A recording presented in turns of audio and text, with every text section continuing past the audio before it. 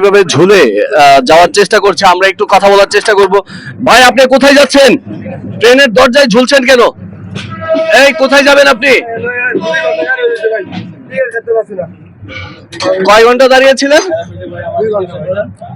কয় ঘন্টা দাঁড়িয়েছিলেন? 2 ঘন্টা দাঁড়িয়ে রয়েছি। এখন দৌড়ায় ট্রেন ধরলেন? আপনি তো টিকিট কাউন্টারে ঢুকতে পারেন নাই। না ভাই, আপনি স্টেশনে ঢুকতে পারছেন? এই যে ওই দিকটা ঢুকছিলাম বাদে তারপর ওই দিক দেখা করছি। কোথায় যাবেন আপনি?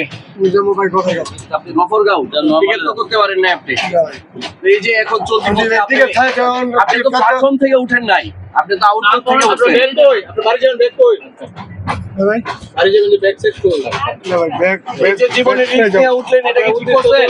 না ভাই, একদম আমি জানি। চলতি গাড়ি, এটা তো এমন না স্টেশনে যে আস্তে আস্তে ভাই আমরা যদি ওই দিকে ছাত্রটা তো ভাই আমি টিকিট কাটতে পারতাম। পদ্মা সেতু, মেট্রো রেল এবং এলিভেটেড এক্সপ্রেসওয়ে নির্মাণের গর্বিত অংশীদার বসুন্ধরা সিমেন্ট।